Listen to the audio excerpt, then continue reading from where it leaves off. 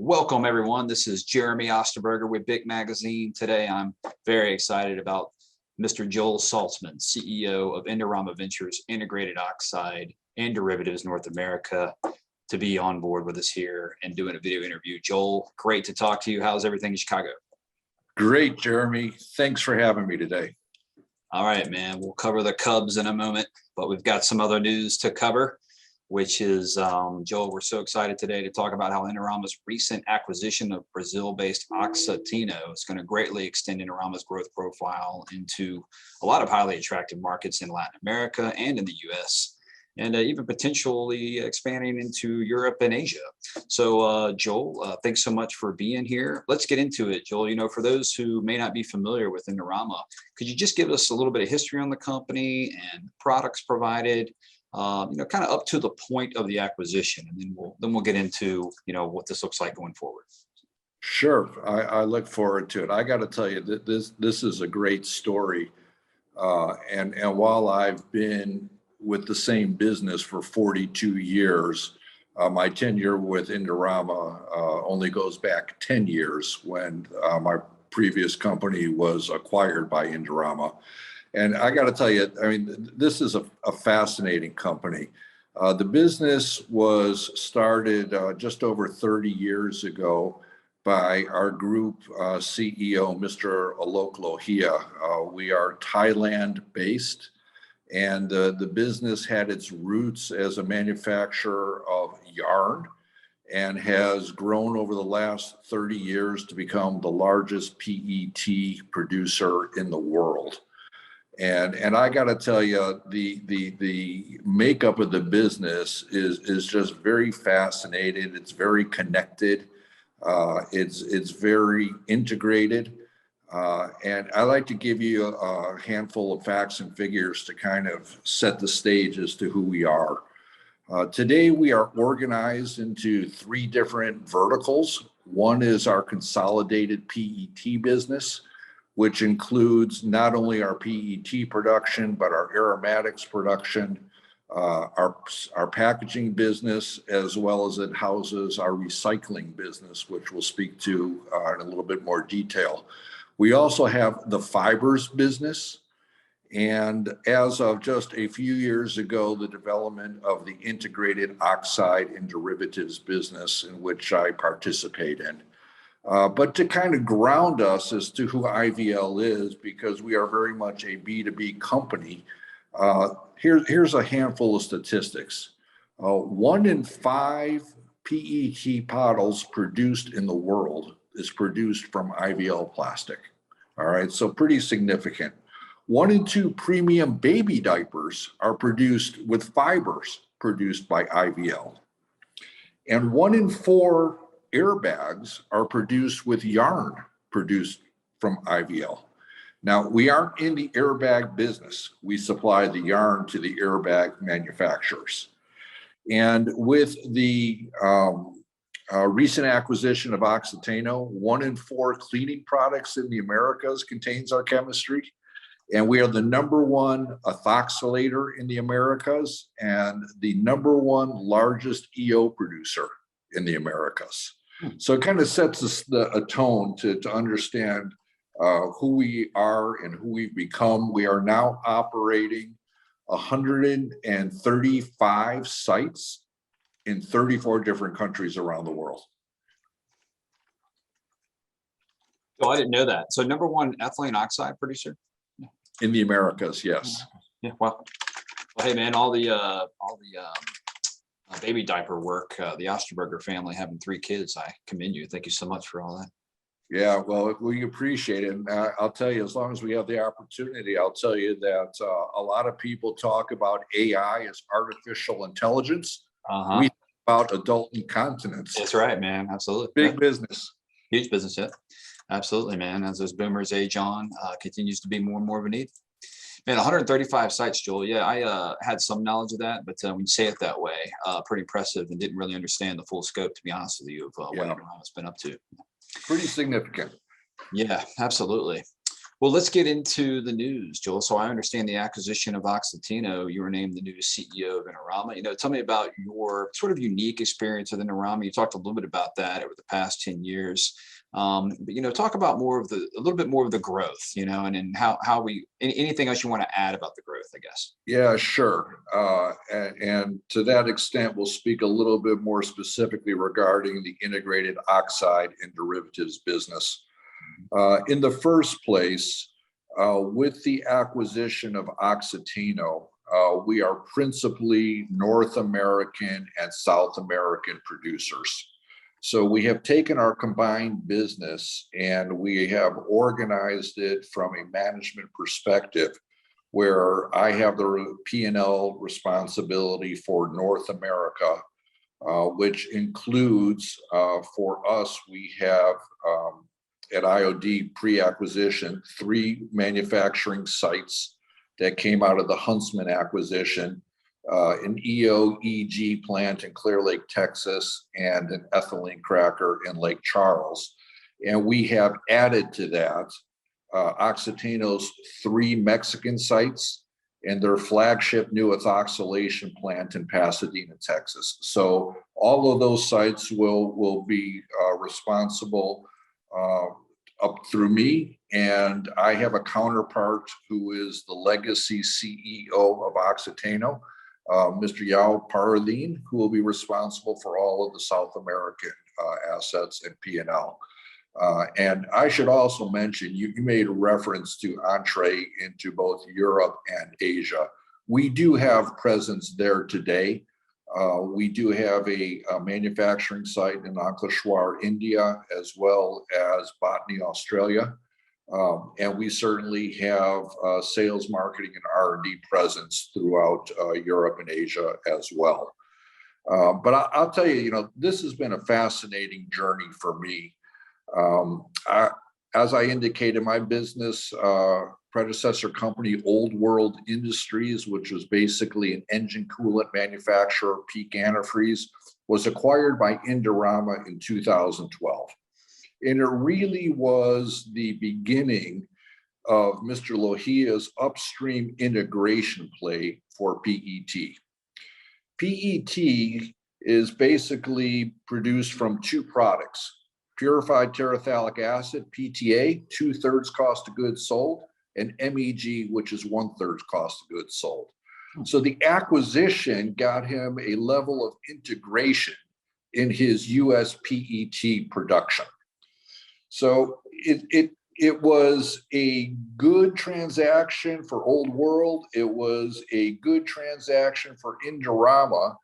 The business that he acquired, however, also had a large percentage of its production capacity placed in the sale of purified ethylene oxide into the US merchant market for independent ethoxylators. In fact, it was in the neighborhood of 40% of the production capacity. And at the time that he acquired us, we were the largest single merchant seller of purified EO in the United States. So for me personally, I was concerned that Mr. Lohia would want to take our full purified EO capacity and convert it to MEG for his consumption in PET.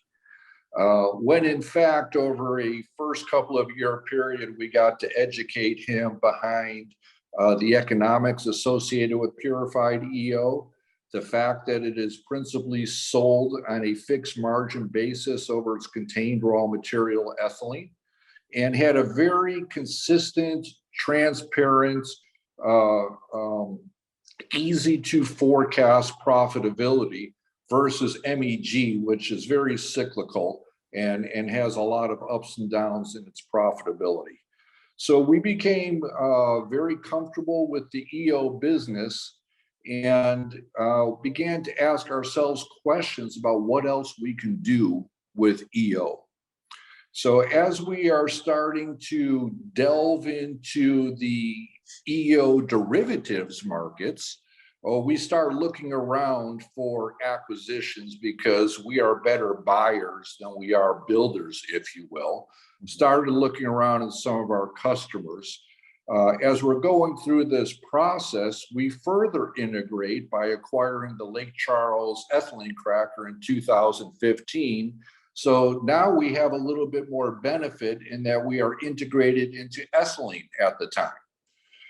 So as we are going through all of this, in 2019, through a chance meeting with Mr. Peter Huntsman, who indicated to us that specific assets of the Huntsman Chemical Corporation were being placed on the market, and was this something that Indorama might have interest in? So after a very, very brief diligence period, we closed on that transaction in the first days of January of 2020. So this got us an opportunity to not only increase our footprint in the United States with integrated EO production, integrated glycol. It also gave us access to a new market in propylene oxide, PO, along with our co-product technology, MTBE.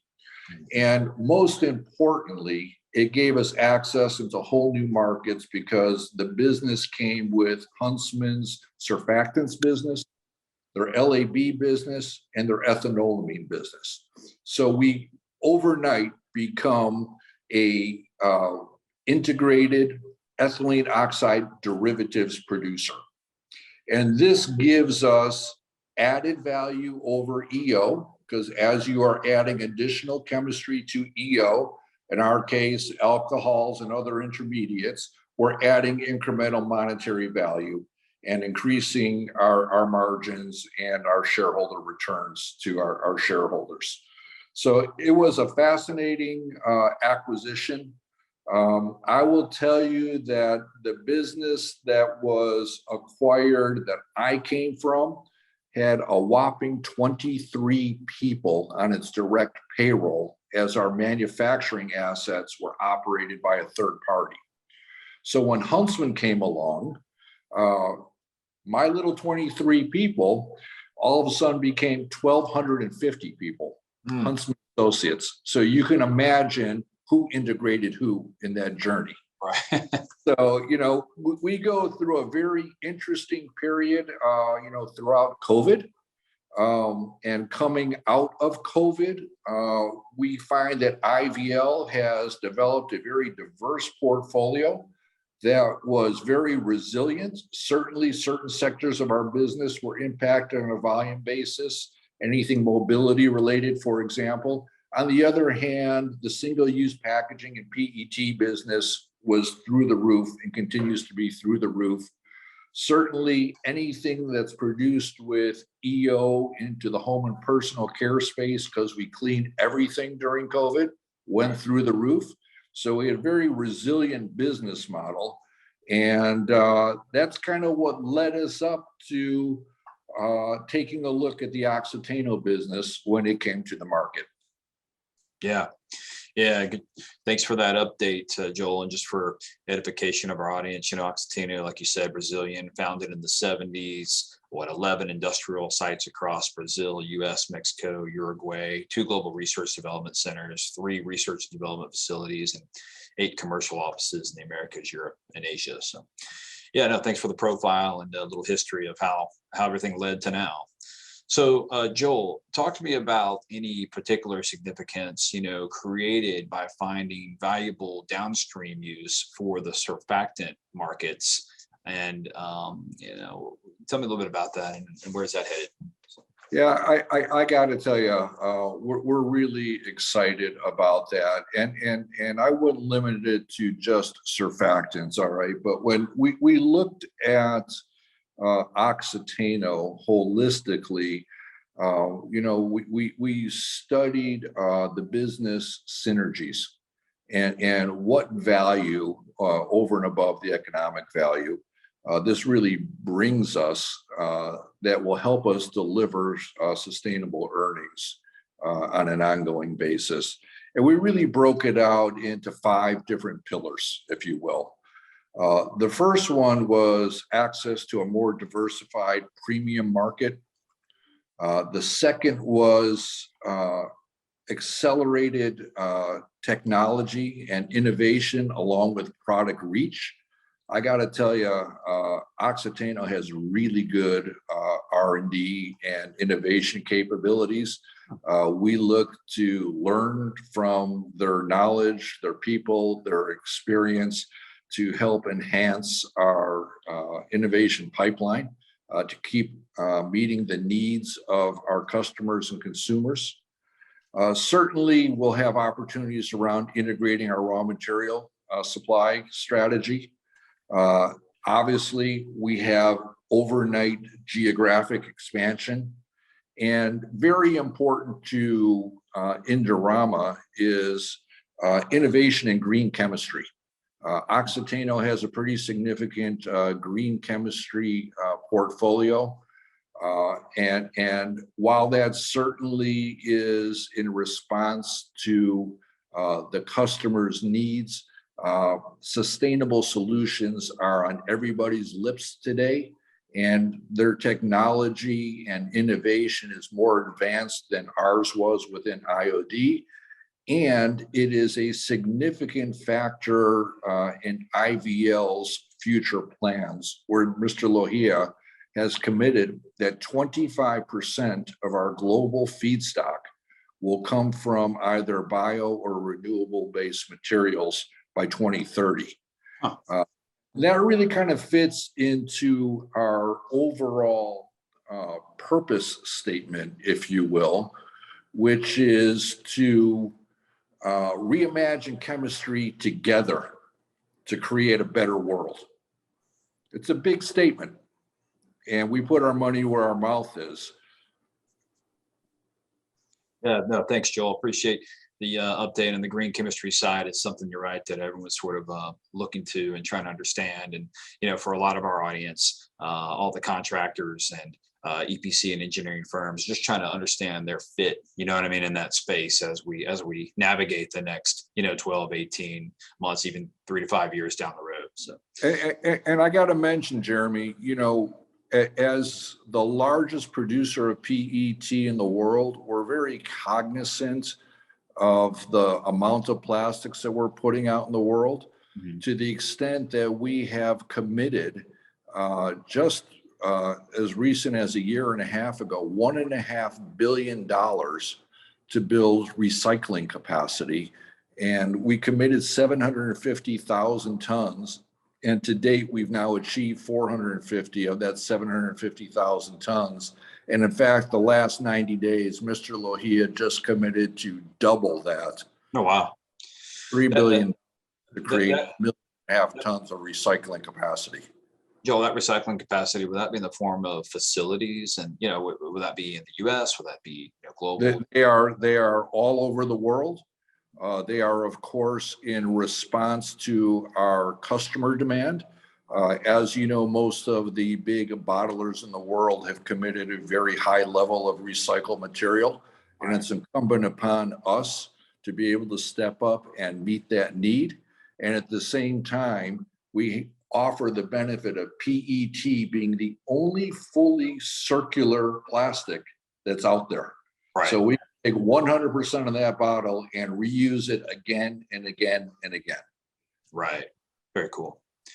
No, I love it, Joel. Thanks for that update.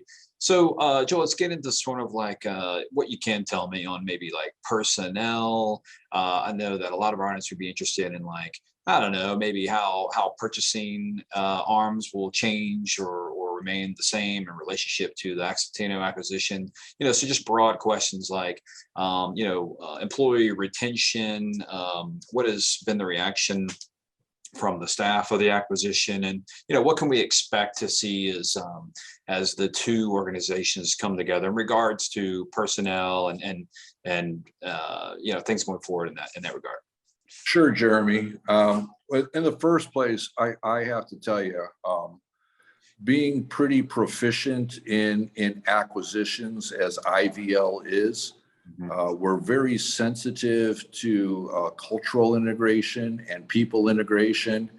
And most importantly, As we go through the process of buying businesses, while we are certainly pretty good at, doing all the assessment of all of the mechanical capabilities, the assets themselves, really what you're investing in is the people.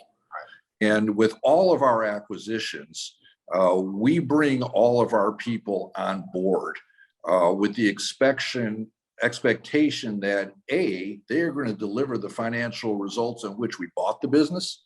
And B, these are people that have been entrenched in their businesses for a number of years, a tremendous amount of tenure. So certainly we want to take advantage of that knowledge and capability and experience and learn from each other. We are creating leadership teams that will be both responsible for global functions as well as regional functions. Okay. And the idea is to benchmark our capabilities across the organization and take best practices and apply them to each other's organizations. Basically take the best of the best and become better. So the people are key. And I will tell you, I've been working with the Oxiteno organization for almost a year now, pre-close, due diligence, et cetera. And these are some really bright, young, capable people. And we're really excited to have them part of the IVL family. Very cool. Joel, let's kind of get through this interview. Maybe one last question. Give me a little bit of insight into your long-term plans. What's the growth strategy for this division of the company? And crystal ball a little bit here. Show us the future. Yeah, well, I'll tell you, one of our key deliverables to our shareholders for IVL is to double EBITDA every 5 years. And our track record shows that we have accomplished that, certainly not only within IOD, but IVL across the board. And as you can imagine, being the largest producer of PET in the world, our growth in that space is really going to be GDP oriented. There's not a lot of additional capacity that we can take into our portfolio. The fibers business consists of a number of sites. They tend to be relatively small in a capacity perspective compared to that of IOD. And within the integrated oxide petrochemical space, we're relatively small. So we have a lot of runway for growth. And the business has been throwing off enough cash that we have a pretty large appetite for acquisitions, some of which have already been identified by IVL. But within the IOD space, as you could imagine from a geographical perspective, we certainly have an appetite for growth in the European and Asia markets. In addition to expansion in our current portfolio, we are working very diligently on the bio-based feedstocks that can not only enhance our capacity in South America, but to bring the same concepts to the US to meet the demands of our consumers from a sustainability perspective. As well, a significant effort to take advantage of our innovation pipeline to become more specialized and have a higher percentage of our sales in what we call a high value added space as opposed to commodity. Okay, Joel. On that bio-based fuel, is that soybean, animal fat? What's the feedstock? Well, that's everything. You're open to a lot of opportunities. Certainly in South America, in Brazil, this is sugar, right? Gotcha. Yeah. Mm-hmm. And in the US, it is more corn than it is sugar. Right. And there's a lot of opportunities, and there's a lot of new technologies. And while all of them come with a tremendous amount of R&D expense, a lot of new capital, there has always been a question on getting an adequate return on these investments. But more and more, the industry is at the point that it's not a question of cost anymore. It's a question of doing what's right for the world and to meet the needs of our customers and our consumers. And it will come. And it's our responsibility as producers to provide a variety of alternatives to meet the sustainability objectives of our customers. So we want to be on the forefront of that. Certainly the amount of sugar and the capabilities in South America, we feel gives us a bit of a leading edge because some of that money has been spent in that market already. And it's just a matter of tapping into that to utilize more of it, to learn from and expand our footprint in the areas in which we're already operating and the future areas in which we look to operate. Well, Joel, I know you got a lot going on. Hey, look, I'm looking at the standings here. We got the Cubs, running fourth, in the NLs and the National League Central here. I mean, you got to catch the Brewers. I don't know, man. I hope we can pull it together here in the, half of the season just about gone. What are your thoughts? Well, being a lifelong Cubs fan, my expectations are that every 100 years or so, we're going to win one. That's right. I love it, man. With those expectations, you can always be a happy Cubs fan. In Chicago, we're always happy with any fan that's winning, any team that's winning any day. I love it, man. Well, I know Harry Carey would agree, right? There you go. Well, look, Joel, thank you for your time, man. Really appreciate it. Love hanging out with you. Let's have you back on in the future. And congrats on the acquisition. I know for a lot of the folks in the organization, the work begins right now, right? So that's ongoing. You got it. So good seeing you.